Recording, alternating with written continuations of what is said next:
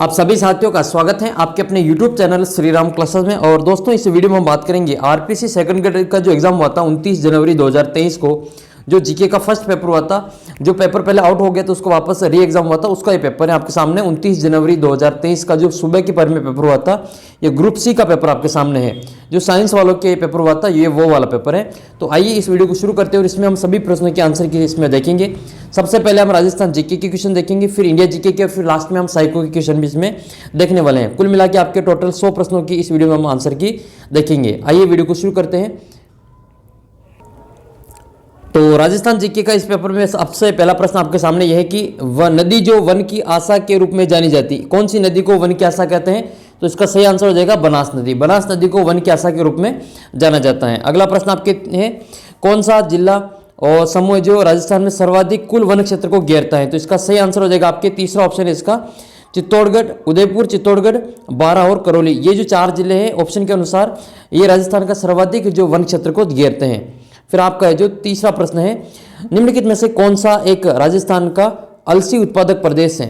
तो इसका जो सही आंसर है उसका चौथा ऑप्शन हो जाएगा हाड़ौती प्रदेश। और इसकी पीडीएफ आपको उत्तर सहित आपको टेलीग्राम ग्रुप में मिल जाएगी। आप टेलीग्राम ग्रुप को ज्वाइन कर लें, लिंक उसका नीचे डिस्क्रिप्शन बॉक्स में दे रखा है। प्रश्न संख्या 32 है, कौन सा सही कथन नहीं है? तो इसमें आपका जो ऑप्शन नंबर 3 है, देखो ये रथ जो है वो एक गाय की नस्ल है। और इस प्रश्न में आपको भी डाउट हो तो आप कमेंट करके जरूर बताना। ये जो रथ है वो आपके रथ भैंस की जो नस्ल होती है। तो इसका उत्तर आप कमेंट करके बताना, कोई आपको और भी डाउट हो तो इसमें। इसका जो आंसर ऑप्शन नंबर 3 होगा कि ये गोवंश का प्रमुख पशुधन है। तो यही इसमें डाउटफुल है, बाकी जो तीनों ही ऑप्शन इसमें सही है। विंध्यन, राजस्थान में विंध्यन का गार क्षेत्र किस क्षेत्र में पाया जाता है? तो विंध्यन का गार जो है वो आपके कोटा झालावाड़, जो मुकुंदरा हिल्स वाली पहाड़ियां हैं वहां पाए जाते हैं। कोटा झालावाड़ इसका सही आंसर होगा। अगला प्रश्न है, कोपेन के अनुसार राजस्थान में कौन सा जलवायु प्रकार नहीं है? तो ये BWKW ये नहीं होगा, ठीक है। इसका ऑप्शन नंबर आपके फर्स्ट से हो जाएगा, ठीक है। BW, ये जो KW दे रखा है ये वाला अपना आंसर है इसमें। अगला प्रश्न आपका है कि इनमें से कौन से जिले में वृहद उद्योगों की सर्वाधिक संख्या? तो राजस्थान में सबसे ज्यादा वृहद उद्योग अपने अलवर जिले में, इसका सही आंसर हो जाएगा अलवर। अलवर में भी आप सभी को पता होगा भिवाड़ी, टपुकड़ा, यहाँ पे सबसे ज्यादा वृहद औद्योगिक क्षेत्र हैं। नेक्स्ट फिर आपको इसमें मिलान करनी है। तो देखो गन्ना पक्षी विहार जो है आपका, ये कौन से पर्यटन सर्किट में आता है? तो ये आता है आपके अलवर सर्किट में। तो ये तो मिल जाएगा आपके अलवर वाले से। गागरोन का किला ये हाड़ौती में आ जाएगा, और ब्रह्मा मंदिर ये जयपुर में आ जाएगा, और गणेश्वर का जो उत्खनन स्थल है ये आपके शेखावटी सर्किट में आ जाएगा। इस प्रकार से आपको इसमें मिलान कर लेना है। नेक्स्ट है, राजस्थान में भील जनजाति के द्वारा मैदानी बागों में की जाने वाली कृषि को क्या कहते हैं? तो बात यहाँ पे मैदानी बागों की, भील जनजाति के द्वारा 2 प्रकार की खेती की जाती है, एक तो दजिया और एक चीमाता। चीमाता जो की जाती है वो पहाड़ी पर की जाती है, पहाड़ी पर की जाती है, और ये मैदानी बाग में की जाती है, ठीक है। मैदानी बाग में जो की जाती है उसको दजिया कहते हैं, और दोनों का जो रूप है संयुक्त रूप उसको वालरा कहा जाता है। दोनों का जो संयुक्त रूप है उसको वालरा कहते हैं। नेक्स्ट क्वेश्चन आपके सामने है 38 नंबर, निम्नलिखित में से कौन सा कथन राजस्थान में लिंगानुपात के बारे में जनगणना 2011 के अनुसार सही नहीं है? तो देखो बाल लिंगानुपात 0 से 6 वर्ष ये 898 नहीं है, ये अपना उत्तर सही हो जाएगा। बाल लिंगानुपात 888 आप सभी को पता होगा इसमें। बाकी बाल लिंगानुपात सर्वाधिक जो है आपके बांसवाड़ा जिले का है, सबसे कम, और ये सबसे ज़्यादा सर्वाधिक बांसवाड़ा का है। और ग्रामीण लिंगानुपात राजस्थान का 933 है, और नगरीय लिंगानुपात 914 है। अगला प्रश्न आपका आंसर है, सवाल है आपका, रणथंभौर की जो चौहान राजवंश है उसके संस्थापक कौन थे? तो ये हो जाएंगे आपके गोविंद राज, जो कि पृथ्वीराज चौहान तृतीय के जो पुत्र थे। अगला प्रश्न है 40 नंबर, हल्दीघाटी का प्रसिद्ध युद्ध का मैदान किस जिले में स्थित है?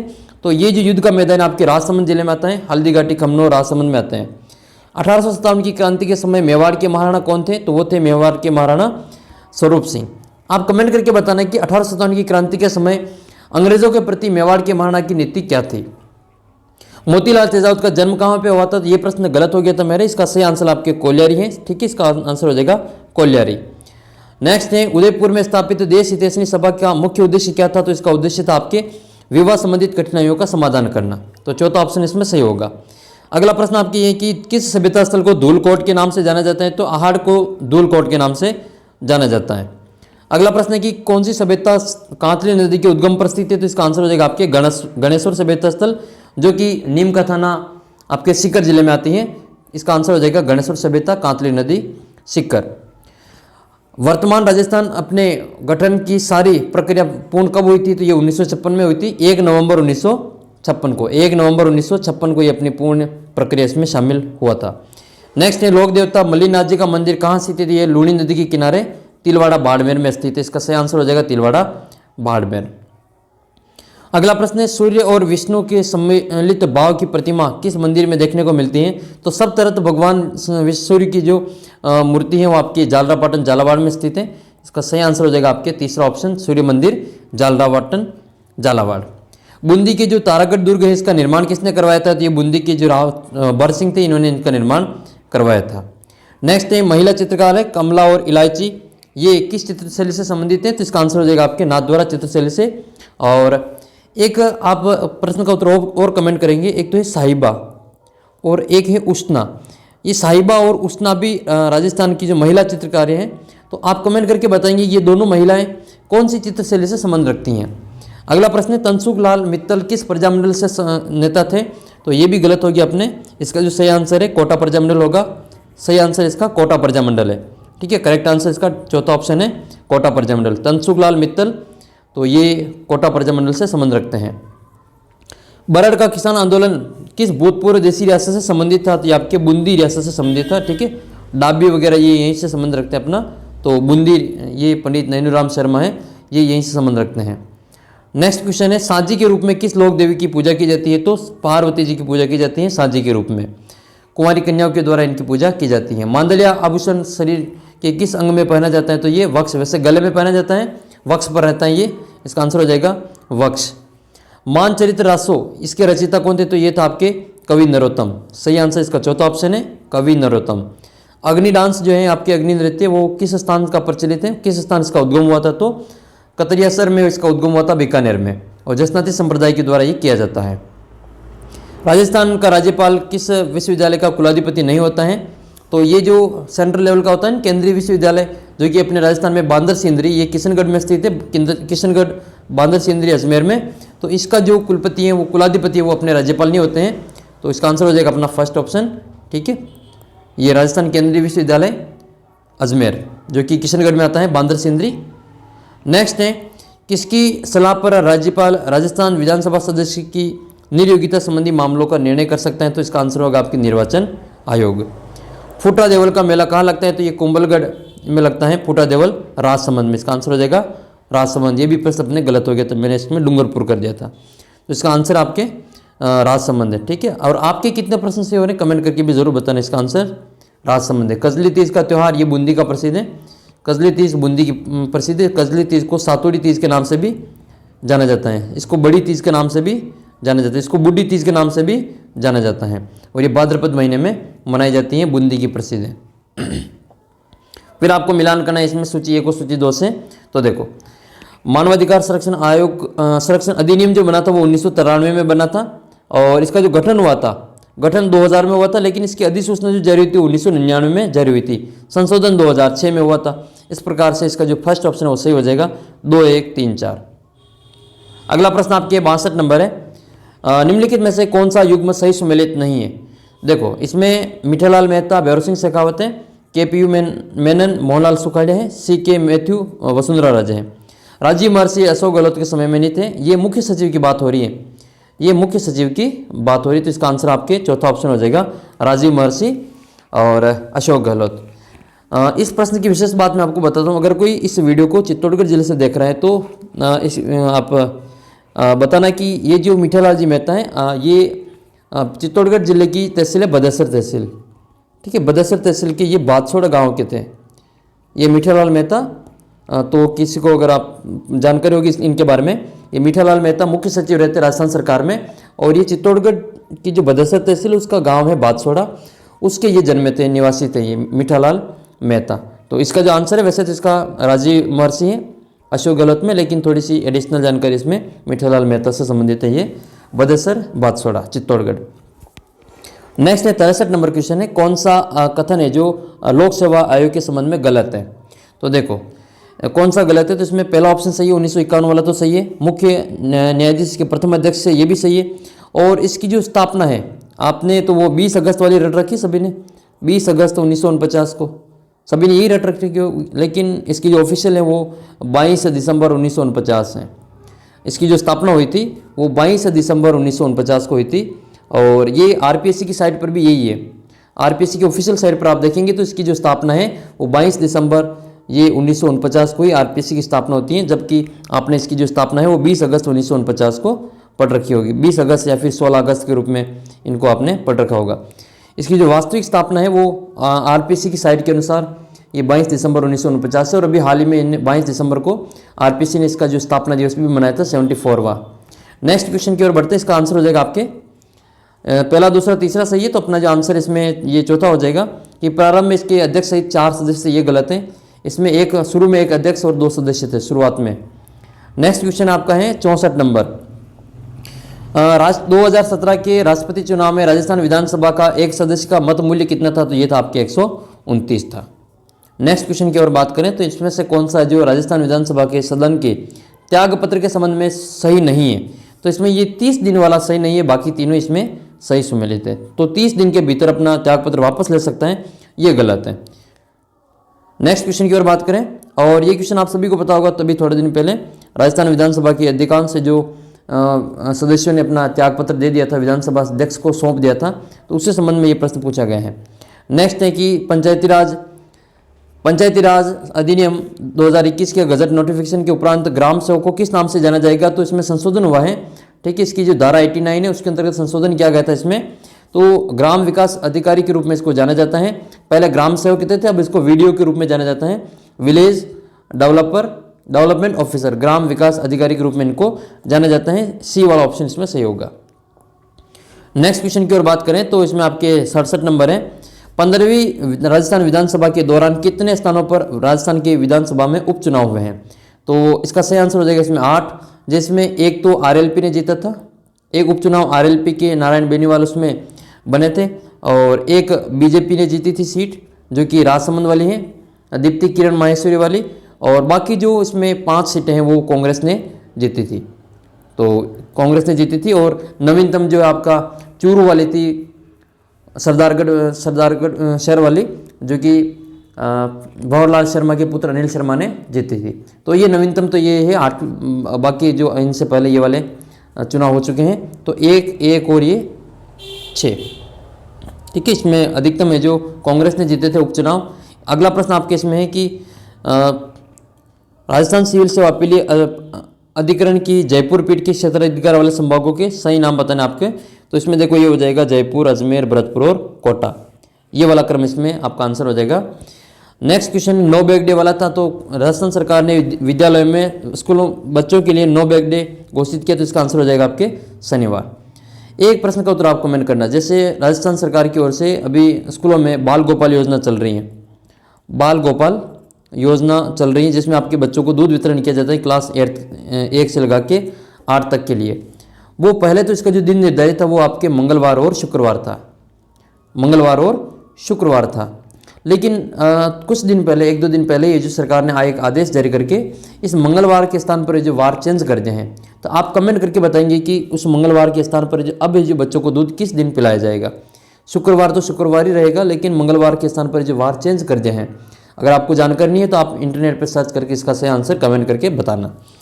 अगला क्वेश्चन आपके सामने ये है, और ये क्वेश्चन क्यों पूछा गया है, क्योंकि ये 2022 का जो राजस्थानी भाषा का जो साहित्य अकादमी पुरस्कार ये इन्हीं को मिला है।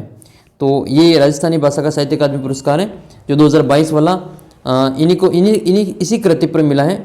ठीक है, आलेखु अम्बा, जिसके जो लेखक कौन है, कमल रंगा, इनको 2022 का जो साहित्य अकादमी पुरस्कार मिला है राजस्थानी के लिए, तो आप याद रखें। बाकी 2021 का तो सभी ने मिठेश निर्मोही जी को याद रख ही रखा है। इनकी कृति कौन सी है जिस पर जो 2021 का जो राजस्थानी साहित्य पुरस्कार मिला था इनको राजस्थानी भाषा के लिए, तो ये आप कमेंट करके बताना कि मिठेश निर्मोही की जो कृति रचना का नाम बताना।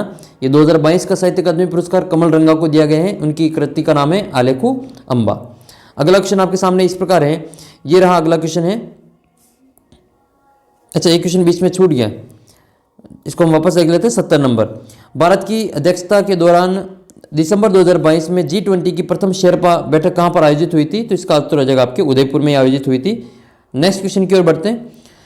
आमागढ़ लेपर्ड रिजर्व किस शहर में स्थित है, तो ये आमागढ़ लेपर्ड आपके जयपुर में स्थित है। सही आंसर इसमें Amagarh leopard Jaipur. Next question की ओर बात करते हैं। ये राजस्थान विधानसभा की लोक लेखा समिति का जो सदस्यों का कार्यकाल कितना होता है, तो ये 1 साल होता है। इसका आंसर हो जाएगा तीसरा ऑप्शन 1 वर्ष। नेक्स्ट क्वेश्चन है, किन्होंने राजस्थान विधानसभा में हाल ही में डिजिटल म्यूजियम का उद्घाटन किया है। यही क्वेश्चन सेकंड पेपर में भी पूछा गया था, उसमें नाम पूछा था कि डिजिटल म्यूजियम का नाम क्या है, तो इसका जो उद्घाटन किया था वो NV रमन्ना के द्वारा किया गया था। सही आंसर हो जाएगा इसका तीसरा ऑप्शन NV रमन्ना। राजस्थान की पहली जनजातीय हॉकी अकादमी कहाँ स्थापित की जाएगी, तो आसान सा क्वेश्चन था क्योंकि बाकी ऑप्शन दूर दूर तक कहीं नहीं मिल रहे। इसमें अगर ऑप्शन बांसवाड़ा या डूंगरपुर दे देते, जैसे कि पहले पूछा गया था यही क्वेश्चन, जिसमें बांसवाड़ा, डूंगरपुर, उदयपुर तीनों ऑप्शन में, तब तो एक प्रश्न कठिन था। लेकिन ये क्वेश्चन थोड़ा सा जो दिमाग पर आधारित था, तो इसका आंसर हो जाएगा आपकी तीसरा ऑप्शन उदयपुर। दिसंबर 2022 में वीर बाला कालीबाई पुरस्कार किसको दिया गया था, तो इसका आंसर हो जाएगा आपका चौथा ऑप्शन राज कलासुआ को ये पुरस्कार दिया गया था दिसंबर 2022 में। ये MLSU में इसका वितरण किया गया था। नेक्स्ट क्वेश्चन है, अब हम बाकी की जो क्वेश्चन है वो भी हम इसमें देख लेते हैं। नेक्स्ट क्वेश्चन आपका ये है कि मरुस्थलीकरण को रोकने के लिए खादी और ग्रामोद्योग आयोग के द्वारा किस कार्यक्रम की शुरुआत की गई है, तो इसका आंसर हो जाएगा आपके प्रोजेक्ट बोल्ड। क्या आंसर होगा इसका, प्रोजेक्ट बोल्ड। राजस्थान के किस जिले की साक्षरता दर सबसे कम है, तो सभी को पता है इसका आंसर होगा जालोर, सबसे कम है जालोर जिले की। और नेक्स्ट क्वेश्चन है, तो ये तो थे आपके राजस्थान जीके के। अब हम इंडिया और वर्ल्ड जीके के भी क्वेश्चन इसमें देख लेते हैं। तो नेक्स्ट क्वेश्चन आपका ये है, पृथ्वी के महाद्वीपीय भाग पर सबसे अधिक गहराई वाला बिंदु कौन सा है, तो इसका है आपके एशिया महाद्वीप में। नेक्स्ट क्वेश्चन आपके हैं, निम्नलिखित कथनों पर विचार कीजिए। अगर आपको किसी भी क्वेश्चन में अभी भी डाउट हो तो फिर भी आप कमेंट करके जरूर बताना, क्योंकि 100% कोई श्योर नहीं हो सकता है, इसमें RPSC के उत्तर अलग भी हो सकते हैं, तो आप भी अपना मत रख सकते हैं कि अगर आपको किसी प्रश्न में डाउट लगे तो। नेक्स्ट है, वायुमंडलीय भूमंडलीय पवनें प्रमुखतः निर्भर करती हैं, तो ये वायुदाब पेटियों के उद्भव पर, सही बात है, तो पृथ्वी की घूर्णन पर और महाद्वीपों और महासागरों के वितरण पर। तो A, B और D इसका सही आंसर होगा, A, B और D। A, B और D अपना ऑप्शन नंबर 2 सही है। नेक्स्ट क्वेश्चन की ओर बात करते हैं। नेक्स्ट क्वेश्चन ये रहा आपका 81 नंबर। वर्ल्ड माइग्रेशन रिपोर्ट 2022 के अनुसार 2019 में विश्व स्तर पर अंतर्राष्ट्रीय प्रवासियों की अनुमानित संख्या कितनी थी, तो ये 272 मिलियन थी। इसका आंसर हो जाएगा इसमें तीसरा ऑप्शन 272। प्रायद्वीपीय भारत के पठारों में पश्चिम से पूर्व का सही क्रम कौन सा हो जाएगा, तो इसका जो सही आंसर है वो होगा आपका सबसे पहले तो दक्कन का पठार है, फिर दंडाकरण्य है, और फिर छोटा नागपुर का पठार है, और अंतिम में आपका मेघालय का पठार। इस प्रकार से इसका आंसर सेकंड है। आपके ऑप्शन ऊपर नीचे हो तो इसमें मिलान कर लेना। नेक्स्ट है 2022 का जो जलवायु परिवर्तन सम्मेलन है ये कहाँ पर हुआ था, ये 27वां था, COP 27वां, और ये हुआ था मिस्र में, शर्मन एल शेख में। इसका सही आंसर हो जाएगा मिस्र वाला। नेक्स्ट क्वेश्चन है 2020 के अनुसार महाद्वीपों की जनसंख्या के आकार के अनुसार अवरोही क्रम में इनको व्यवस्थित करना है, तो ABCD से ही दे रखा है इसमें। सबसे पहले तो एशिया आता है, लेकिन एशिया इसमें है ही नहीं, फिर अफ्रीका, यूरोप, उत्तरी अमेरिका और दक्षिणी अमेरिका। ABCD इसका आंसर हो जाएगा तीसरा ऑप्शन। नेक्स्ट है, भारत में उष्णकटिबंधीय शुष्क सदाबहार वन कहाँ पाए जाते हैं, जिसका आंसर हो जाएगा आपके तमिलनाडु के सहारे, तमिलनाडु तट के सहारे ये उष्णकटिबंधीय सदाबहार वन पाए जाते हैं। नेक्स्ट है, गैर जीवाश्म ईंधन वर्ग में भारत में कौन से गैर परंपरागत ऊर्जा स्रोतों में सर्वाधिक स्थापित उत्पादन क्षमता है, तो इसका आंसर हो जाएगा आपके दूसरा ऑप्शन जल विद्युत क्षमता ऊर्जा। नेक्स्ट है, इनमें से कौन सा मानसून तंत्र के बारे में सही नहीं है, तो ये इसका जो सही आंसर आपके होगा अल नीनो धारा, जो कि मानसून तंत्र की प्रभावित करती हैं, प्रशांत सागर के दक्षिण पूर्वी भाग मई जून में प्रकट होती हैं। ये इसका आंसर है, बाकी जो इसमें सही सुमेलित है। नेक्स्ट है, कौन सी नदी है जो सह्याद्री के पश्चिम की ओर बहने वाली नदी नहीं है, तो इसका आंसर है आपकी इंद्रावती। नेक्स्ट है, हाल ही के वर्षों में भारत में कौन सा विदेशी प्रत्यक्ष विनियोग अंतःप्रवाह का सर्वाधिक प्राप्त करता रहा है, तो इसका ऑप्शन नंबर 2 से हो जाएगा सूचना तकनीकी क्षेत्र। नेक्स्ट क्वेश्चन है आपका, आर्थिक सर्वेक्षण 2021-22 के अनुसार भारत का सबसे अनुकूल व्यापार संतुलन किसके साथ रहा था, तो USA, बांग्लादेश और नेपाल इसका सही आंसर होगा चौथा ऑप्शन। नेक्स्ट है, ऑपरेशन ग्रीन योजना के संदर्भ में कौन सा सही है, तो इसके तीनों ही ऑप्शन इसमें सही है। ABC, तो इसका ऑप्शन नंबर 20 सही हो जाएगा, 1, 2, 3 तीनों ही इसमें सही, ऑपरेशन ग्रीन योजना। नेक्स्ट है आपके, भारत में बिजनेस एक्सपेंटेशन इंडेक्स BEI की को कौन सा जो संगठन प्रकाशित करता है, तो ये RBI के द्वारा प्रकाशित होता है। RBI भारतीय reserve bank, reserve bank of India. अगला प्रश्न इसमें, भारत शासन अधिनियम 1935 के अनुसार प्रस्तावित संघीय विधेयिका के उच्च सदन का नाम क्या है, तो इसमें हो जाएगा आपका council of states. Council of states, states वाला इसमें सही आंसर है। दो इसमें, एक तो स्टेट भी है और एक स्टेट्स भी है, तो स्टेट्स वाला इसका सही आंसर है। कैबिनेट मिशन की जो योजना है, कैबिनेट मिशन योजना का अनुसार भारत संविधान का जो गठन है, संविधान सभा का जो गठन है वो कब हुआ था, ये सभी को पता है। दिसंबर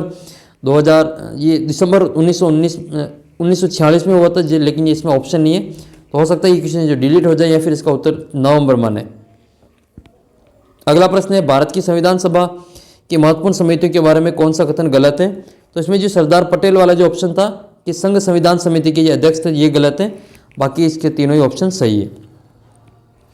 नेक्स्ट है, कौन सा देश 2021-22 के अप्रैल नवंबर की अवधि के दौरान भारत का आयात, अब क्वेश्चन को समझने में मिस्टेक कर दी थी, आयात निर्यात में इसका ऑप्शन USA करके आ गए हम, बाकी इसका आंसर है जो ये चीन होगा, चाइना होगा। आयात के मामले में चाइना है, निर्यात के मामले में USA है, तो इसका उत्तर चाइना है, चीन। और ये आपके क्वेश्चन नंबर 97, 1919 के अधिनियम में भारत में पहली बार किस व्यवस्था की शुरुआत की थी, इसका आंसर हो जाएगा आपके प्रत्यक्ष निर्वाचन। नेक्स्ट क्वेश्चन आपके 98 नंबर, क्या स्वतंत्रता के मूल अधिकार में सदस्य शामिल नहीं है, तो इसमें अंतःकरण की स्वतंत्रता शामिल नहीं थी, बाकी तीनों ही शांतिपूर्ण सम्मेलन की स्वतंत्रता है, संघ बनाने की स्वतंत्रता है और अभिव्यक्ति की स्वतंत्रता है, तो ये अंतःकरण वाला आंसर हो जाएगा इसमें फर्स्ट ऑप्शन। संविधान की उद्देशिका में कौन सी विशेषता निर्वाचित राष्ट्रपति द्वारा प्रकट की जाती है, तो इसका आंसर हो जाएगा गणतंत्र। ठीक है, गणतंत्र इसका सही आंसर है। फिर आपको इसमें मिलान करनी है कि सूची 1 को सूची 2 से मिलान करनी है, तो इसका जो सही आंसर है ऑप्शन नंबर इसमें जो 4 है। ठीक है, पहले में 4 यानी कि आपके उम्मीदवारों के आचरण, पूर्व आचरण संबंध में जानने का मतदाता अधिकार ये 19(1) में है, और फिर आपके दूसरा में एकांतता का अधिकार 21 में है, शिक्षा का अधिकार 21A में है, और मानव दुर्व्यापार का निषेध आपके ये 23 में है, तो इसका चौथा वाला ऑप्शन इसमें सही है, 4 3 2 1 इसका सही आंसर होगा, उल्टा दे रखा है इसमें 4 3 2 1। तो फिर आपके एक प्रश्न ये था कि भारत के राष्ट्रपति की पदावधि के संबंध में कौन सा कथन सही नहीं है, तो इसमें ये जो भारत का राष्ट्रपति मुख्य न्यायाधीश को संबोधित अपने हस्ताक्षर सहित लेख द्वारा अपना पद त्याग सकेगा, ये गलत है, बाकी इसके तीनों ऑप्शन सही है, तो अपना आंसर इसमें चौथा ऑप्शन है, ये मुख्य न्यायाधीश वाला इसमें सही आंसर होगा। अगला प्रश्न है कि कौन सा भारत के संविधान के भाग 4 में सम्मिलित नहीं है, तो इसका जो अपना आंसर है वो हमारी राष्ट्रीय भाषा हिंदी का आदर करना भारत के प्रत्येक नागरिक का कर्तव्य, ये इसमें शामिल नहीं है, बाकी तीनों इसमें शामिल है, तो अपना उत्तर जिसमें दूसरा हो जाएगा ये राष्ट्रीय हिंदी भाषा वाला, ये अपना आंसर है। तीसरा प्रश्न ये है कि निम्नलिखित में से किन या फिर किस राजनीति के निर्देशक या फिर सिद्धांतों को भारत के संविधान के अलग अलग संविधान संशोधन द्वारा सम्मिलित किया गया, इसमें एक तो पहला सही है और एक इसमें दूसरा सही है, तो A और B इसमें सही आंसर हो जाएगा। समान न्याय और निःशुल्क विधिक सहायता वाला और एक सहकारी समितियों के यूनियन वाला, ये तीनों इसमें, ये पहला और दूसरा इसमें सही आंसर होगा A और B। नेक्स्ट क्वेश्चन आपका है 1955 का जो ऐतिहासिक अफ्रो एशियन सम्मेलन ये कहाँ पे हुआ था, तो ये आपके 22 तारीख वाला जो पेपर हुआ था, ये प्रश्न उसमें भी पूछा गया था। उसमें प्रश्न ये था कि बांडुंग सम्मेलन कब हुआ था, उसका उत्तर 1955 था, इसमें इसका उल्टा पूछ लिया, तो इसका आंसर हो जाएगा आपके बांडुंग इंडोनेशिया, तो इसका आंसर हो जाएगा आपके बांडुंग इंडोनेशिया में हुआ था ये 1955 वाला सम्मेलन। नेक्स्ट क्वेश्चन ये है कि निम्नलिखित में से कौन सा संविधान का अनुच्छेद प्रधानमंत्री को राष्ट्रपति और मंत्रिपरिषद के बीच संचार चैनल का कार्य करता है, तो अनुच्छेद 78 हो जाएगा इसका सेकंड ऑप्शन, अनुच्छेद 78। नेक्स्ट आपका फिर मिलान करना इसमें, तो देखो इसमें सबसे पहले मिलाएंगे कांग्रेस सोशलिस्ट पार्टी, इसके आचार्य नरेंद्र देव संस्थापक थे। भारतीय कम्युनिस्ट पार्टी के थे आपके NK गोपालन। भारतीय जनसंघ जो थे आपके पंडित दीनदयाल उपाध्याय थे। स्वतंत्र पार्टी के थे C राजगोपालाचारी, तो इसका ऑप्शन नंबर 2 है 3 2 1 4 वाला ऑप्शन इसमें सही आंसर है। नेक्स्ट क्वेश्चन है फिर आपके साइको के नेक्स्ट आपका नवा क्वेश्चन ये है, कौन सा सही सुमेलित नहीं है? तो इसमें ये हंसा मेहता वाला था, संयुक्त राष्ट्र सुरक्षा परिषद की प्रथम महिला अध्यक्ष है। ये वाला आंसर इसमें गलत है, मतलब ये सही सुमेलित नहीं है। बाकी नगेंद्र सिंह वाला, विजय लक्ष्मी पंडित वाला और चिन्मय रजनीनाथ वाला, ये तीनों ही तो सही ऑप्शन है, मतलब सही सुमेलित है। लेकिन इसका जो दूसरा ऑप्शन है वो सही सुमेलित नहीं है, हंसा मेहता वाला। तो इसका आंसर हंसा मेहता वाला हो जाएगा, दूसरा ऑप्शन। अगला प्रश्न आपके ये था कि 2021 कौन सा राष्ट्र 2021 में संघाई सहयोग संगठन का नए सदस्य के रूप में जुड़ा है? तो ये आपका ईरान हो जाएगा। ईरान इसका सही आंसर है, ठीक है। तीसरा ऑप्शन इसमें ईरान।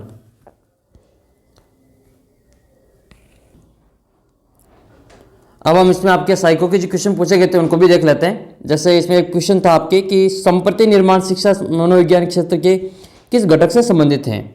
तो इसका आंसर हो जाएगा आपके सीखने की प्रक्रिया से, सीखने की प्रक्रिया से। नेक्स्ट क्वेश्चन आपके ये था कि एक बालक या बालिका वस्तु के गर्म होने या फिर नहीं होने के अनुसार अपने मौजूदा व्यवहार की स्कीम में संशोधन कर लेता है। तो पियाजे के अनुसार ये संज्ञानात्मक विकास की कौन सी प्रक्रिया से संबंधित है? तो इसका आंसर हो जाएगा आपके एकोमोडेशन, अनुकूलन। नेक्स्ट है, कौन सी जो गेने के द्वारा प्रदत्त है जो अधिगम सोपानिकी की उच्चतम अवस्था है? तो इसका आंसर हो जाएगा आपके अधिगम सोपानिकी की उच्चतम अवस्था हो जाएगी समस्या समाधान। चौथा ऑप्शन है इसमें समस्या समाधान। नैतिक विकास के प्रश्नों का सही या और गलत संबंधित निर्णय सम्मिलित चिंतन प्रक्रिया क्या कहलाती है? तो उसको कहा जाता है नैतिक दुविधा, मॉरल डिलेमा कहते हैं उसको। सही आंसर हो जाएगा इसका सेकंड ऑप्शन, नैतिक दुविधा। नेक्स्ट क्वेश्चन आपका ये है कि ब्रिज की संवेग विकास की स्कीम यानी कि व्यवस्था के अनुसार बालकों में ईर्ष्या सर्वप्रथम कौन सी उम्र में प्रकट हो जाती है, कौन सी आयु में प्रकट हो जाती है? तो इसका जो सही आंसर हो जाएगा फर्स्ट ऑप्शन इसमें 18 माह में जो संवेग के ये ब्रिज के अनुसार ईर्ष्या प्रकट करने लग जाता है बालक। इसका सही आंसर हो जाएगा फर्स्ट ऑप्शन 18 माह। नेक्स्ट क्वेश्चन आपकी ये था कि व्यक्तित्व मापन की एक तकनीक में कर्ता इनकी व्यक्ति को अनेक चित्र दिखाकर दृश्यों पर आधारित पात्रों पर विचार और भावनाओं पर एक कहानी बनाने को कहा जाता है। तो यह कौन सी तकनीक है? तो ये आपके प्रोजेक्टिव होती है, प्रक्षेपी। इसका आंसर हो जाएगा प्रक्षेपी, चौथा ऑप्शन। नेक्स्ट क्वेश्चन की ओर बढ़ते हैं आपके 16 नंबर। ये एक व्यक्ति चिकित्सक बनना चाहता है लेकिन अपर्याप्त क्षमता के से अवरुद्ध है, इसलिए उसने एक प्रयोगशाला तकनीशियन बनना चुना है। उसके लिए उसके द्वारा जो अपनाई गई समायोजन की प्रक्रिया है वो कौन सी है? तो उसको हम कहेंगे ये सब्स्टिट्यूशन हो जाएगा इसका प्रतिस्थापन। ऑप्शन नंबर 3 इसका सही आंसर है, प्रतिस्थापन। नेक्स्ट क्वेश्चन की ओर बढ़ते हैं। बंडूरा वाला जो क्वेश्चन आपके कि बंडूरा के अवलोकन अधिगम सिद्धांत के अनुसार बाह्य प्रेरक और प्रतिनियुक्ति प्रेरक इनमें से कौन सी प्रक्रिया से संबंधित हैं? तो ये हो जाएगा आपका अभिप्रेरणात्मक। आपका ऑप्शन नंबर इसमें सेकंड वाला आंसर है, अभिप्रेरणात्मक। नेक्स्ट इसमें आपके निम्नलिखित में से कौन अधिगम के धनात्मक स्थानांतरण में मदद नहीं करता है? धनात्मक अधिगम में मदद नहीं करता है। तो इसका सही आंसर हो जाएगा आपके चौथा ऑप्शन इसमें स्वयं हेतु रटना अधिगम। ये इसमें सही है, इसमें ये मदद नहीं करता है। बाकी इसके तीनों ऑप्शन मदद करेंगे, यानी कि सिखाई गई सामग्री के अनुपयोग पर बल देना, विषय वस्तु की अर्थपूर्णता और दैनिक जीवन में उसको वस्तु से जोड़ना। तो ये तो तीनों मदद करेंगे, लेकिन रटने वाला प्रोग्राम अपने ये धनात्मक अधिगम स्थानांतर में मदद नहीं करेगा। इसका ऑप्शन नंबर 4 हो जाएगा, अधिगम का रटना। नेक्स्ट क्वेश्चन आपका ये है कि निम्नलिखित में से कौन सा जो स्टर्नबर्ग का जो त्रितंत्रीय बुद्धि सिद्धांत है उसके संगठनात्मक उप सिद्धांत का एक घटक नहीं है? कौन सा एक उप सिद्धांत का एक घटक नहीं है? तो इसका जो आंसर है वो ये आपके ऑप्शन नंबर 2 सृजनात्मक घटक, सृजनात्मक घटक। नेक्स्ट है निम्नलिखित में से कौन सा टॉरेंस के सृजनात्मक चिंतन शाब्दिक परीक्षण का एक उप परीक्षण नहीं है? इनमें से कौन सा एक उप परीक्षण नहीं है? तो इसका आंसर हो जाएगा आपके नवीन संबंध वाला। नवीन संबंध ये उप परीक्षण में नहीं आता है, बाकी तीनों इसमें उप परीक्षण में है। अगला प्रश्न है कि एक बालक के व्यवहार में विचलन और असामान्य प्रतिक्रियाएं उसके अपने अभिप्रेरकों अंतर्नोद को संतुष्ट करने में असमर्थता के परिणाम स्वरूप होती है। तो कुसमायोजन की यह कुसमायोजन का जो आपको कारक बताने की यह कौन सा कारक है? तो ये हो जाएगा मनोवैज्ञानिक कारक ऑप्शन नंबर इसमें 3 है जो सही आंसर है। नेक्स्ट क्वेश्चन आपका ये है कि व्यक्ति का संवेग और व्यवहार का प्रभावी तरीकों से नियमन और सामाजिक परिस्थितियों में सफल आबंधन का उच्चतम बनाता है, यह किसकी विशेषता है? तो ये आपको विशेषता बतानी है किसकी विशेषता है। तो ये जो विशेषता है, ये विशेषता हो जाएगी आपके संवेगात्मक बुद्धि की। इसका ऑप्शन नंबर 4 बिल्कुल सही आंसर होगा। अगला क्वेश्चन आपके 23 नंबर है, एक शिक्षक विषय वस्तु संवर्धन कार्यक्रम, ये विषय वस्तु संवर्धन कार्यक्रम की बात कर रहा है, तो योजना बना रहा है, वह किस प्रकार के अधिगमकर्ताओं के लिए ऐसा कर रहा है? तो ऐसा जो होता है वो प्रतिभाशाली विद्यार्थियों के लिए होता है, प्रतिभाशाली जो गिफ्टेड लर्नर होते हैं उनके लिए होता है। इसका ऑप्शन नंबर 1 सही आंसर हो जाएगा। अभिप्रेरणा क्या है? इनमें से अभिप्रेरणा क्या है? निम्नलिखित में से कौन सा सर्वोत्तम उदाहरण है वो आपको बताना है। तो इनमें से जो अभिप्रेरणा का सर्वोत्तम उदाहरण वो तीसरा ऑप्शन हो जाएगा। रीता ऊर्जित हैं, उच्च लक्ष्य निर्धारित करती हैं और यथेष्ट प्रयासों को बनाए रखती हैं और कक्षा में ए ग्रेड जो बना लेती है। तो इसका आंसर आपके तीसरा हो जाएगा, ये अभिप्रेरणा का सर्वोत्तम उदाहरण होगा। फिर आपका अगला प्रश्न है, चुनौतीपूर्ण कठिन निष्पादन प्रवीणता की संतुष्टि प्राप्त करने की जो प्रत्याशा होती है उसको क्या कहा जाता है? तो उसको कहा जाता है उपलब्धि अभिप्रेरणा। ऑप्शन नंबर ए सही हो जाएगा, उपलब्धि अभिप्रेरणा। नेक्स्ट क्वेश्चन है, निम्नलिखित में से कौन सी अभिवृत्तियों की विशेषता नहीं है? इनमें से कौन सी एक अभिवृत्तियों की विशेषता नहीं है? तो अभिवृत्तियाँ जो होती है वो जन्मजात होती हैं, ये इसकी विशेषता नहीं होगी, अभिवृत्तियाँ जन्मजात वाला। तो इसका ऑप्शन आप कमेंट करके बताना है कि ये 2 ऑप्शन इसमें, एक तो अर्जित वाला है और एक जन्मजात वाला है, तो दोनों में से कौन सा ऑप्शन सही है? अगर आपके इसका सही आंसर आपको पता हो तो आप कमेंट करके उसका जरूर उत्तर बताएं। नेक्स्ट आपके किस उपचारात्मक प्रविधि के अंतर्गत मनोचिकित्सा एवं परामर्श द्वारा अपराधी बालक के सूझ और एवं समझ उत्पन्न करके आपराधिक व्यवहारों में कम करने का प्रयास किया जाता है? तो ये किसके अंतर्गत किया जाता है? तो ये किया जाता है पुनर्वास के अंतर्गत। इसका आंसर हो जाएगा पुनर्वास। नेक्स्ट है, स्व के स्वतंत्र दृष्टिकोण की सर्वोत्तम परिभाषा आपको बतानी है इसमें। तो स्व को स्वयं के आंतरिक विचारों, भावनाओं और अभिक्रियाओं के रूप में परिभाषित करना है, जो स्व की ये सर्वोत्तम परिभाषा इसमें होगी। तो उम्मीद करता हूँ आपके जो 100 क्वेश्चन थे वो 100 ही क्वेश्चन के आंसर आपको इसमें मिल गए होंगे। आपने कितने क्वेश्चन किए, आपके कितने प्रश्न सही हो रहे हैं, आप कमेंट करके ज़रूर बताना। और मिलते हैं दोस्तों आपको अगले वीडियो में। इसी प्रकार से आपके सेकंड जो पेपर होता है, ग्रुप डी का जो पेपर होता है, वो भी हम इसमें सॉल्व करेंगे आगे की वीडियो में। इसी चैनल पे आपको मिल जाएगा। और आरपीएससी के सभी पेपर, जो आरपीएससी के जितने भी पुराने पेपर्स हुए हैं और वो सभी, और आरएसएसबी बोर्ड के जितने भी पुराने पेपर हैं वो मिल जाएंगे। आप चाहे सीटी का एग्ज़ाम देने जा रहे हैं या फिर आप जो रीट मेंस का एग्ज़ाम, यानी कि जो आपका 3rd ग्रेड का जो पेपर होने वाला है फरवरी में, उसकी तैयारी कर रहे हैं, तो आप चैनल को सब्सक्राइब कर लेना। आपको उसकी जो ये ओल्ड पेपर यहाँ पे मिल जाएंगे और उनकी सॉल्यूशन आपको यहाँ पे मिलता रहेगा।